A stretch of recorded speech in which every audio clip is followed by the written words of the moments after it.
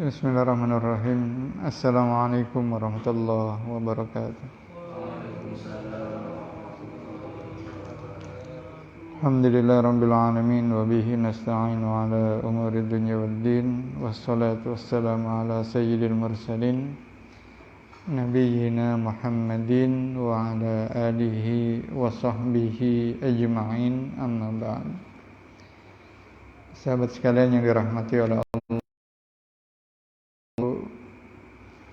kita patut bersyukur kepada Allah sampai kemudian kita dicatat oleh Allah sebagai hamba-hamba yang bersyukur.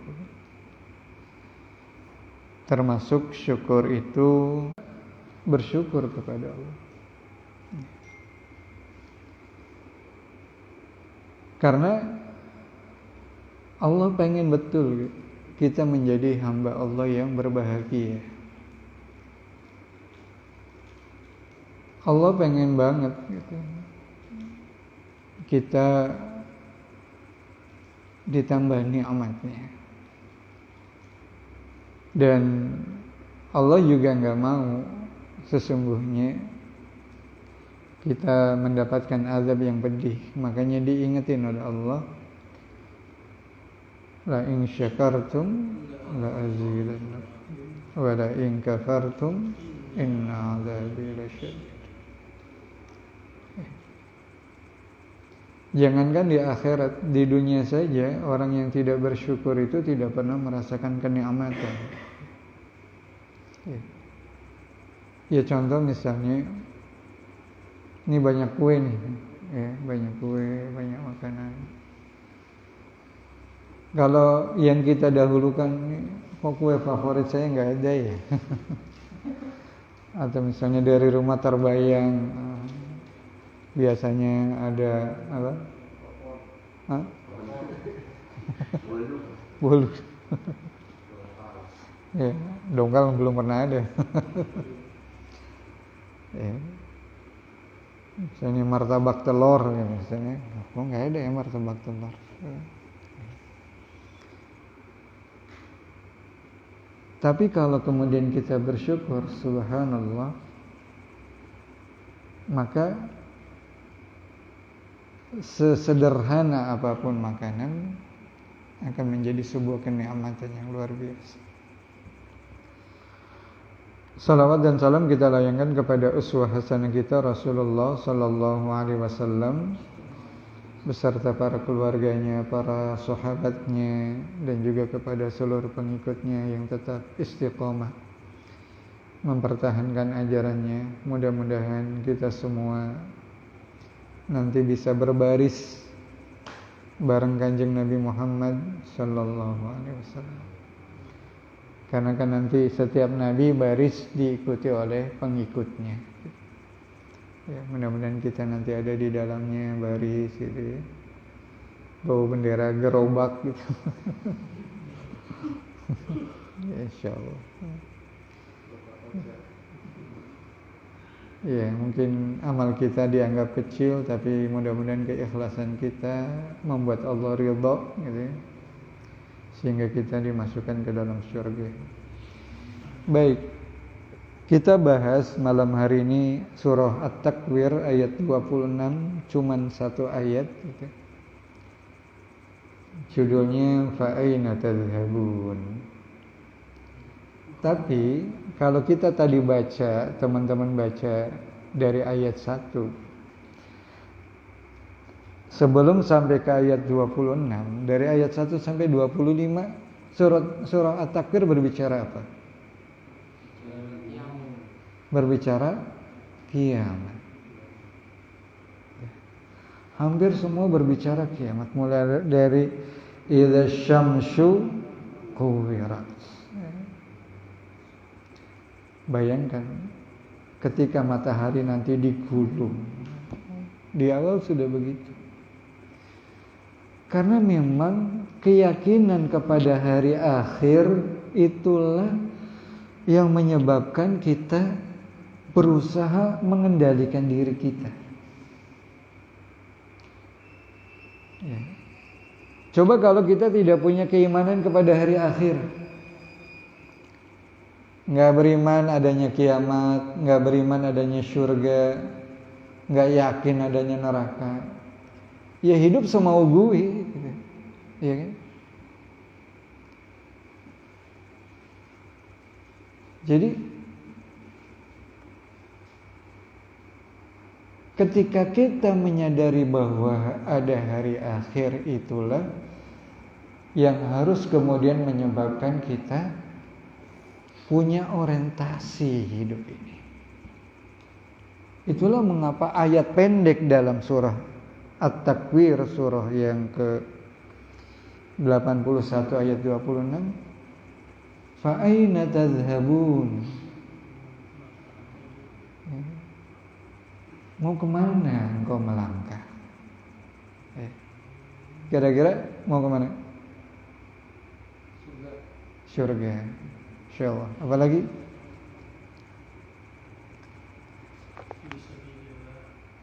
Fi sabilillah. Apalagi?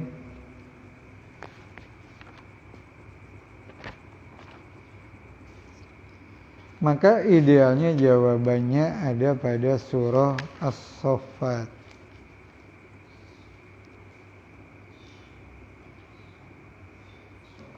As-Saffat, was-saffati saffa. Surat keberapa?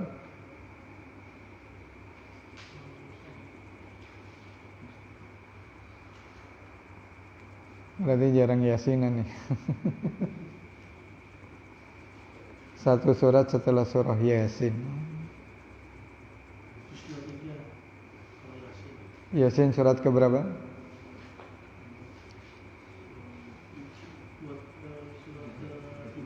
Tiga enam. As-Saffat surat ke-37. Maka ketika Allah bertanya fa aina tadhhabun, mau kemana kita pergi? Idealnya jawabannya ada pada surah As-Saffat ayat 99. Apa jawabannya di situ? 99.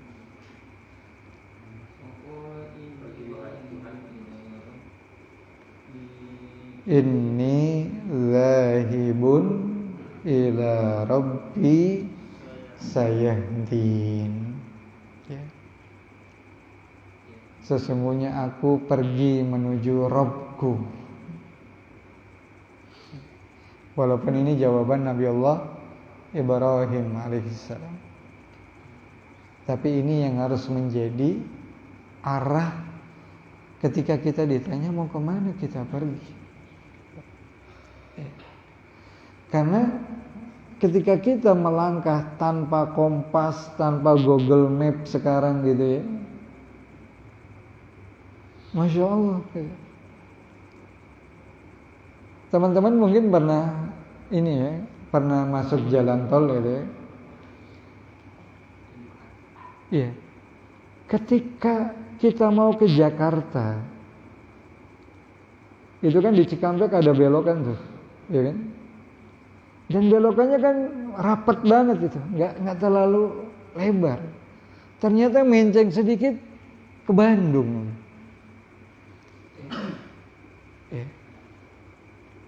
Ke Bandung.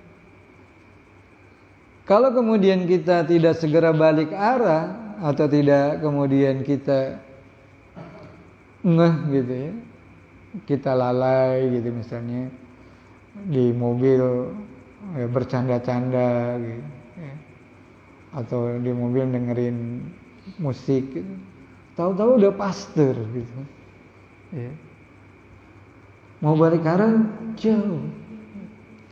Kalau cuma sekedar jalan-jalan mungkin nggak apa-apa deh, nggak jadi ke Jakarta, ke Bandung juga gitu. Tapi masalahnya gimana kalau peta arah itu adalah peta arah kehidupan, yang Allah tadi mengawalinya dengan bagaimana situasi kondisi kiamat yang begitu mengerikan. Mau kemana? Itulah yang kemudian kita harus memiliki apa yang disebut dengan al-ittijah, Al-ittijah itu adalah orientasi hidup. Orientasi hidup itu adalah mulai dari, pernah saya sampaikan ya, mau kemana, untuk apa kita hidup, dan dari mana kita berasal. Karena sekali lagi banyak orang tidak menyadari atau tidak memahami bahwa hidup itu punya konsekuensi. Allah Ta'ala dalam Quran surah Al-Hasyr memberikan tazkirah kepada kita, peringatan kepada kita, ya ayyuhalladzina amanuttaqullaha wal tanzur nafsum ma qaddamat ligod. Wahai orang-orang yang beriman, bertakwalah kepada Allah dan persiapkan diri kita untuk menghadapi hari esok.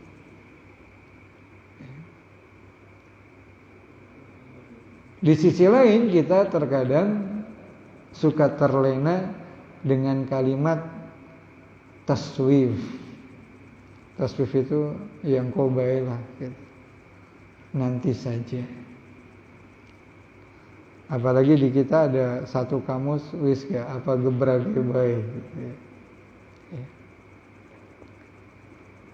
Niat merencanakan itu perlu dalam kacamata Islam.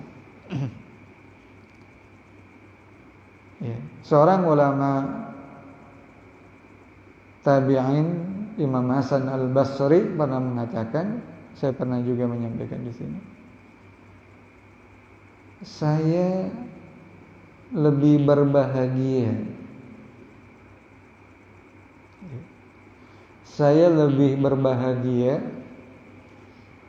menerima kegagalan dari apa yang saya rencanakan daripada mendapatkan sesuatu yang besar tidak pernah saya rencanakan. Ada kalimat yang lebih mudah difahami enggak? Atau antum paham enggak kalimat tadi? Paham ya? Saya lebih bahagia gagal terhadap sesuatu yang saya rencanakan daripada mendapatkan sesuatu, bahkan sesuatu yang besar itu yang tidak pernah saya rencanakan. Loh, kok begitu? Karena ketika kita mendapatkan sesuatu yang tidak kita rencanakan, tidak ada effortnya apapun untuk kita. Ya kecuali kita dapat rezeki, kecuali kita dapat anugerah. Tetapi apakah ini berdampak kepada nilai kita di sisi Allah? Enggak. Tiba-tiba ada yang ngirim antum gitu ya, ngirim misalnya sebongkah berlian.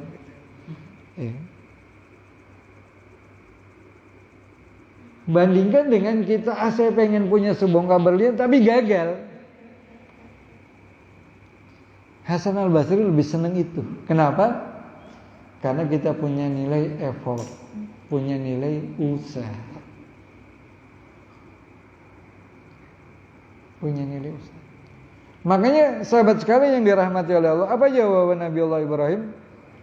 Inni dzahibun ila rabbi sayahdin. Pergilah menuju Allah. Allah nanti akan memberikan hidayah. Allah nanti akan berikan petunjuk. Makanya dalam ayat yang lain, dalam surah Al-Ankabut ayat terakhir, Allah Ta'ala berfirman, walladzina jahadu fina lanahdiyannahum subulana. Dan orang-orang yang bersungguh-sungguh mencari jalan kami, sungguh-sungguh mencari jalan kami, pasti kata Allah, aku berikan hidayah jalan kami.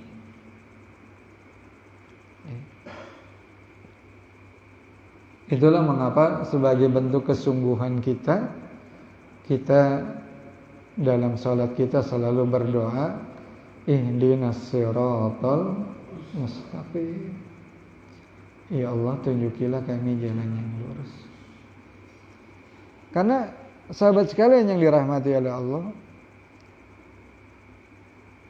kalaulah kemudian dunia ini wujudnya seperti gambaran yang Allah tampilkan di hadapan Rasulullah dalam peristiwa Isra Mi'raj, masih ingat gak bagaimana tampilan dunia? Nggak tahu. Di Isra Mi'raj cincin? Bukan. Jadi ketika di peristiwa Isra Mi'raj, Rasulullah pernah mendapatkan kejadian apa? Ketika ditanya, siapa itu ya Jibril? Oh, itu dunia. Jadi dalam perjalanan Isra Mi'raj di mana Rasulullah menuju Allah, ya kan, Rasulullah menuju Allah, bertemu dengan Allah. Di tengah jalan dipanggil-panggil nenek-nenek, ya Muhammad, ya Muhammad, gitu. Ya. Kata Jibril, itulah hakikat dunia. Ada nggak yang demen nenek-nenek? Ya. Ada nggak yang tertarik? Ya. Makanya subhanallah, Rasulullah Sallallahu Alaihi Wasallam ketika ingin mendapatkan gambaran dunia, ditanya, sahabat ingin mendapatkan gambaran dunia, kata Nabi, ya seperti bangkai itu. Ketika melihat ada bangkai, ya. Kenapa? Karena jamaah sekalian, sahabat sekalian yang dirahmati oleh Allah. Kenapa saya menyampaikan materi ini? Karena teman-teman secara perekonomian sudah mulai naik. Ya. Saya kira cukuplah motivasi saya, teman-teman suruh kaya ya. Nah, sekarang dikendalikan. Dunia itu halalnya saja kan dihisab oleh Allah. Halalnya dihisab, ditanyakan. Apalagi tidak halalnya.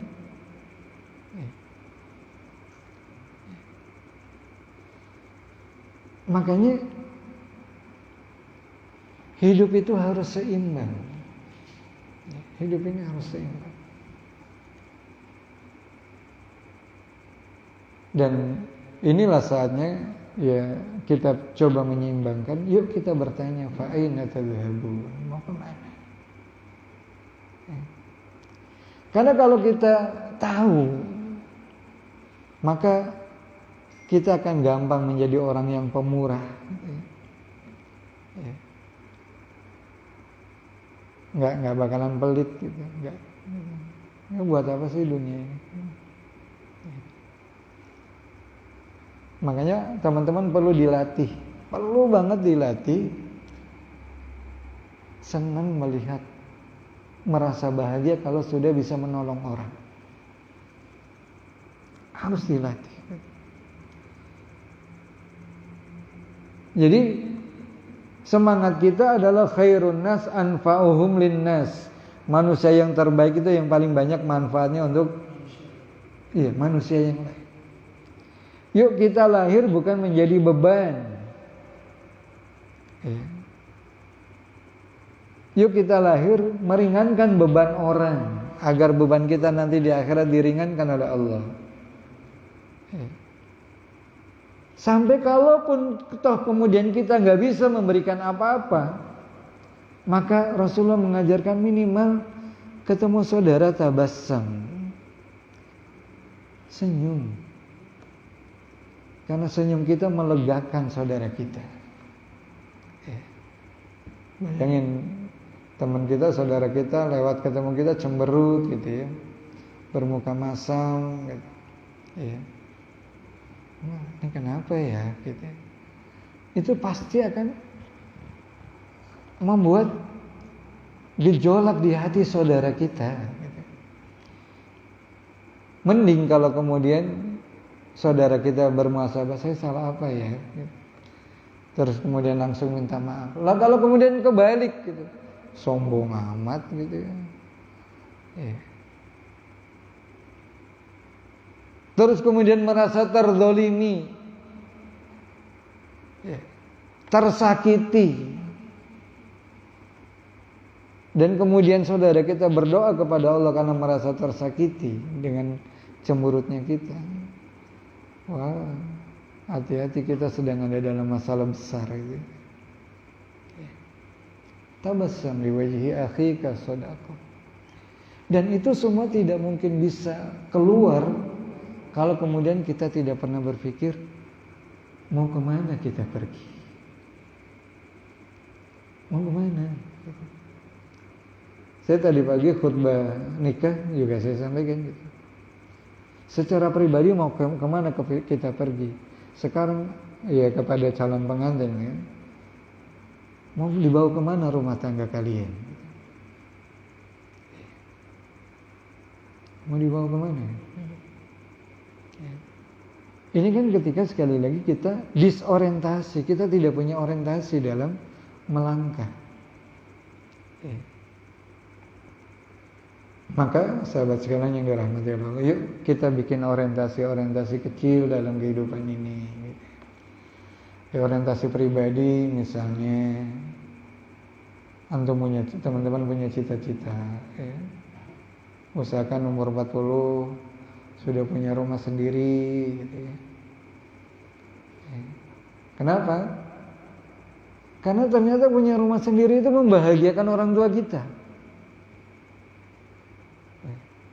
Orang tua kita itu masih gelisah ketika melihat anaknya belum punya rumah, masih ngontrak, apalagi masih numpang gitu. Itu jujur gelisah.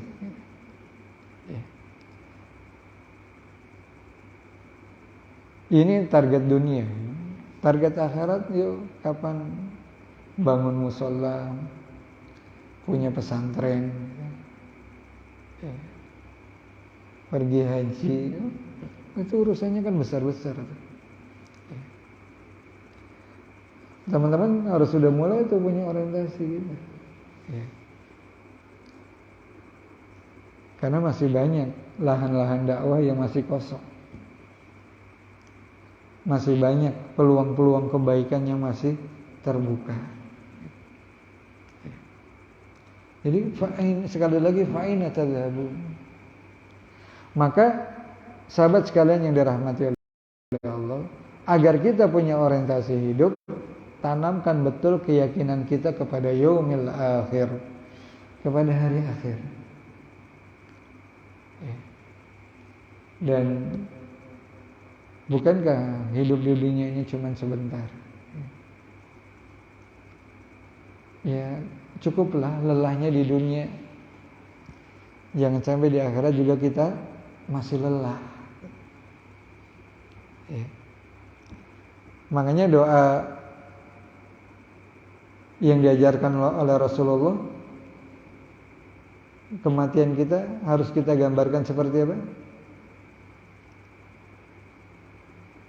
Ada satu doa yang cukup bagus banget, dan itu ternyata jadi doa khatam Quran. Coba deh, Quran yang Quran yang dalam tanda kutip terjemah cetakan yang terbaru itu doanya indah. Apa maksud saya? Salah satu doanya yang diajarkan oleh Rasulullah SAW. Ketemu doa khatam Quran? Gimana pertama bunyinya, Mas Umat? Iya, nggak apa-apa. Bunyinya pertama gimana?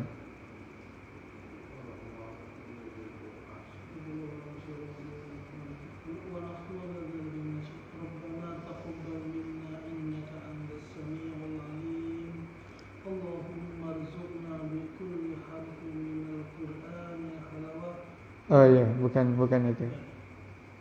Aidi? Ya, doa berikutnya, selanjutnya. Ya, itu. Coba kita lihat. Allahumma aslih li dinil ladzi huwa ismatu amri. Ya. Apa artinya? Baguskanlah agamaku karena menjadi tempat bergantung dan kehormatan urusanku. Terus wa aslih li dunyaya allati fiha ma'ashi. Ya Allah, perbaikilah duniaku karena disitulah aku tempat mencari kehidupan. Ya. Waslih li akhirati allati fiha ma'adi. Ya Allah, perbaikilah akhiratku karena dia adalah tempat kembaliku. Nah ini. Waj'alil hayata ziyadatan li fi kulli khair waj'alil mauta rahatan li min kulli syarr. Ya. Waj'alil mauta, saya keseringannya pakai lana sih ya, ini li ya. Waj'alil mauta rahatan lana min kulli syarr. Ya kalau li untukku ya. Dan jadikanlah kematian sebagai sarana istirahat untukku dari seluruh keburukan. Jadi kita pengen nanti ketika kita wafat itu rehat. Karena memang dunia itu melelahkan. Ya. Dunia itu melelahkan, betul. Karena siapa namanya yang di sini laqad khalaqnal insana, ya, yang al-balad fi kabad. Sungguh Allah menciptakan manusia berada dalam kesulitan. Ya. Mulai dari dipotongnya tali pusat karena itu sumber makanan kita, bayi menangis karena di situ mulai kesulitan. Ya. Distribusi makanan terputus. Karena apa? Setelah itu bayi harus berusaha kalau mau makan.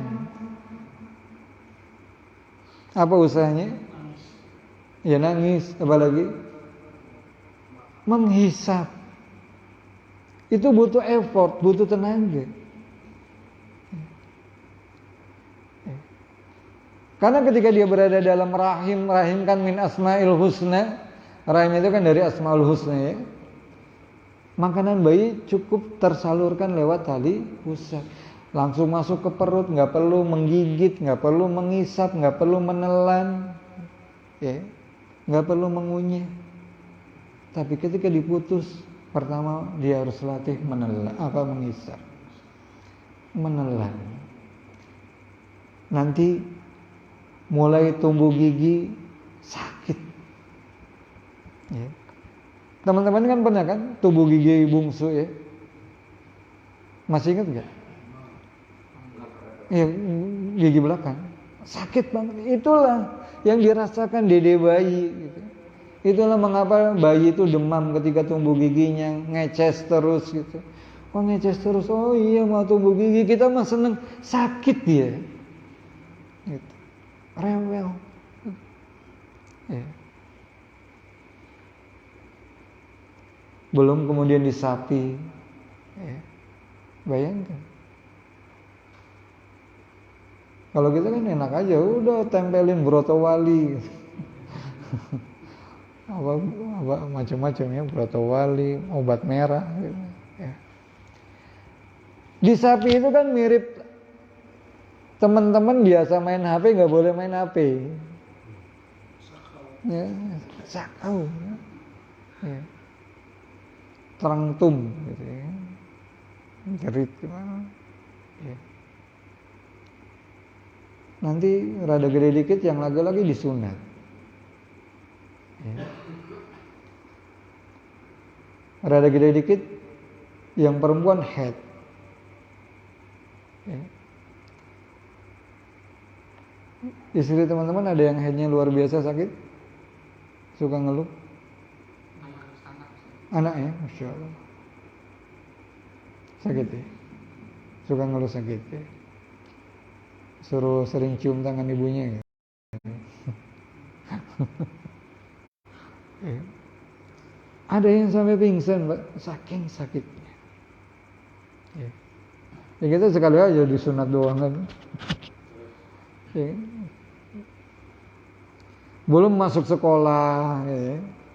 Ada PR dari Pak Guru, Bu Guru, tugas, kuliah, ya, yang kuliah skripsi, udahlah kan. Nyari duit, setelah itu nyari rezeki, ya. Lelah, gitu. Apalagi udah lelah misalnya, mohon maaf gitu. Di rumah tangga juga problem gitu. Rumah tangga kita tidak menjadi rumah tangga yang sakinah. Nah ini masalah lagi. Ya. Sampai sakaratul maut itu juga menyakitkan. Makanya Rasulullah mengajarkan doa, ya Allah jadikanlah kematian ini sebagai rohat, sebagai rehat dari segala keburukan. Bayangin, kita kan kalau nanti meninggal kan nunggu sampai kiamat.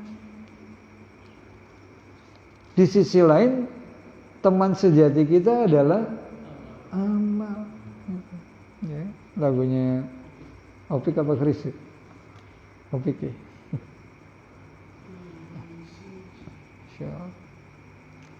Jadi maka sahabat sekalian, ya ini karena pendek waktu kita. Jadi mari kita tanamkan di dalam diri kita, nih kita mau kemana sih nih? Ya.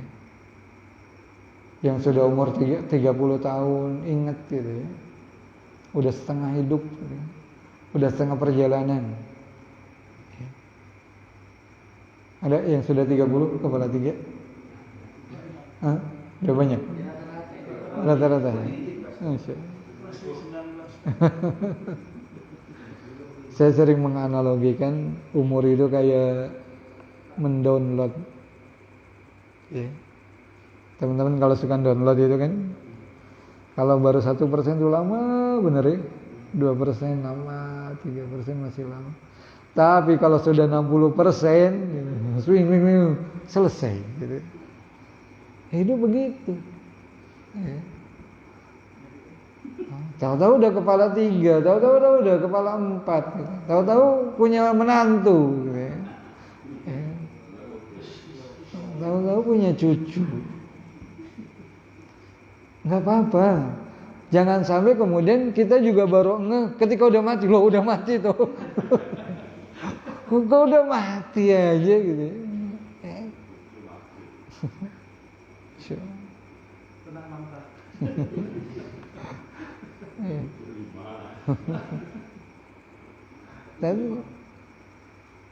Jadi kita pengen kalau kita mati nanti kayak dibisikin, pulang yuk, ya kan keren ya, keren ya, keren.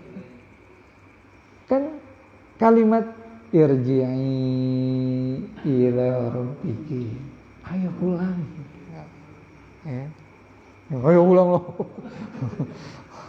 ya.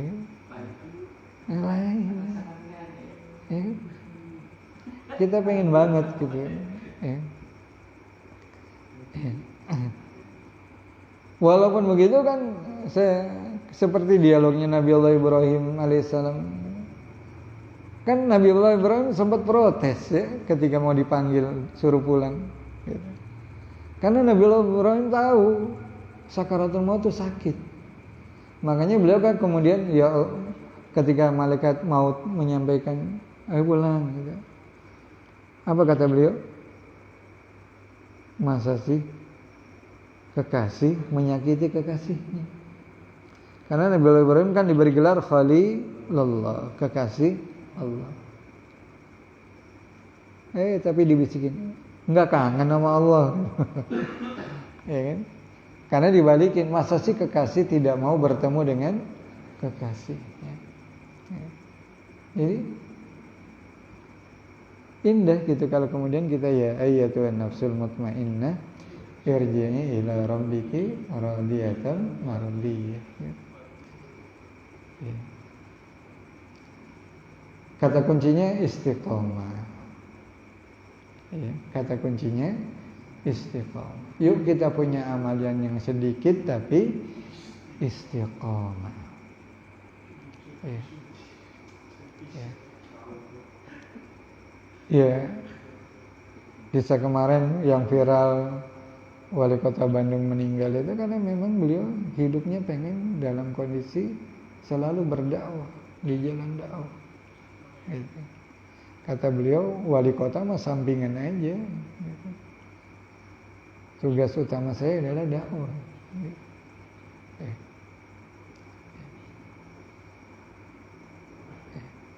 Saya punya murid,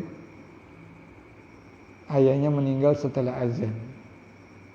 Saya tanya, gimana tuh ceritanya? Ayahmu meninggal setelah azan. Ada amalan rahasia apa? Beliau bercerita, setelah ayah saya berhenti jadi supir taksi di Jakarta, beliau kemudian izin ke anaknya, istrinya, biarkan aktivitas saya sebagai muazin mengisi hari-hari kosong, dan saya pengen meninggal dalam kondisi sebagai muazin. Habis azan subuh meninggal.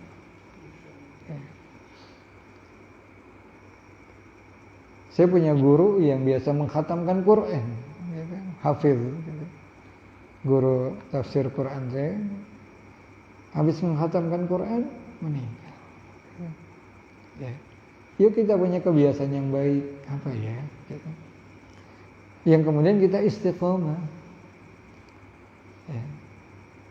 Misalnya, habis update status yang baik, meninggal.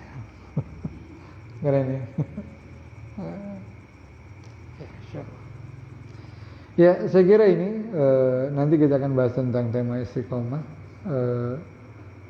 Tapi terus tanamkan di dalam diri kita agar kita punya orientasi hidup. Yuk mau kemana kita melangkah? Ibarat Karangambel Cirebon, ya. Kita ini kan lagi jalan terus nih, ya kan?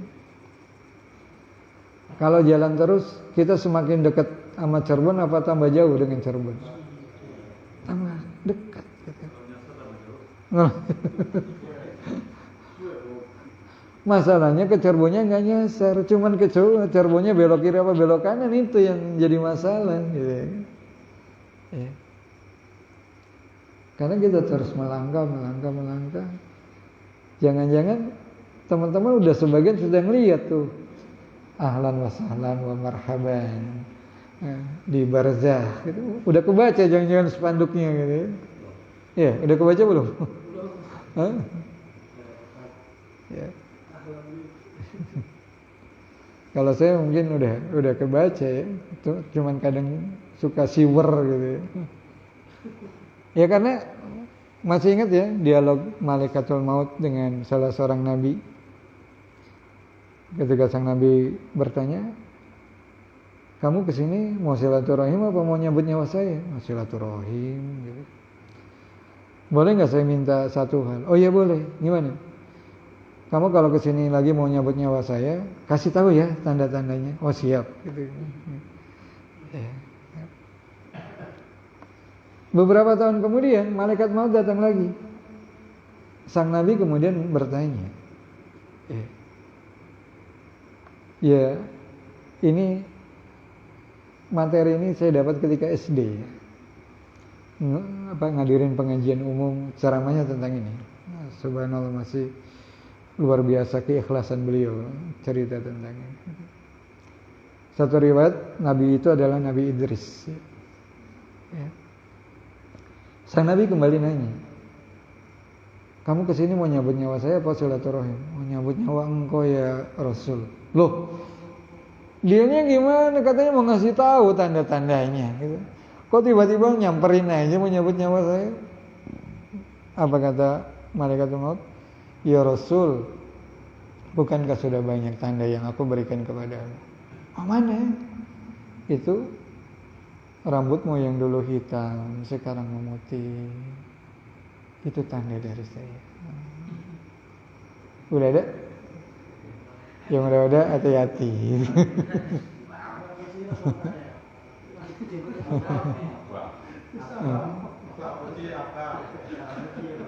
Bukankah dulu gigimu yang utuh sekarang copot satu persatu. Itu juga tanda dari saya. Bukankah tubuhmu yang dulu segar, kokoh, keker, sekarang gampang sakit-sakitan? Itu tanda dari saya. Jadi kalau saya merasa spanduknya udah mulai kelihatan, udah banyak tandanya, udah mendekat gitu. Ya. Ada yang sama dengan saya selain mangtak. Mangtak kan tanda-tandanya udah banyak juga. Ya, kita tidak pernah takut terhadap kematian karena kematian adalah keniscayaan. Yang kita khawatirkan adalah ketika kita tidak husnul khotimah. Gimana caranya supaya husnul khotimah? Yuk istiqomah. Karena kata Rasulullah, saya lupa, mohon maaf, apakah ini perkataan Rasulullah atau Imam Ibnul Qayyim Al-Jauziyah mengutip Rasulullah, beliau mengatakan, seperti apakah kita nanti menghadap Allah tergantung amalan yang terakhir. Itulah mengapa ada husnul khotimah, ada su'ul khotimah. Dan seperti apakah amalan terakhir kita tergantung kebiasaan kita. Ya, tergantung kebiasaan. Makanya tadi istiqomah. Saya kira ini wallahu a'lam bishawab. Subhanakallahumma wa bihamdika asyhadu an la ilaha illa anta astaghfiruka wa atubu ilaik. Ya Allah ya Rabb, mudah-mudahan kita semua dikumpulkan di Jannatul Ma'wa, garis bareng Kanjeng Nabi Muhammad sallallahu alaihi wasallam. Syukur-syukur dihisab tanpa hisab, langsung masuk ke dalam surganya Allah. Amin ya rabbal alamin. Assalamualaikum warahmatullahi wabarakatuh.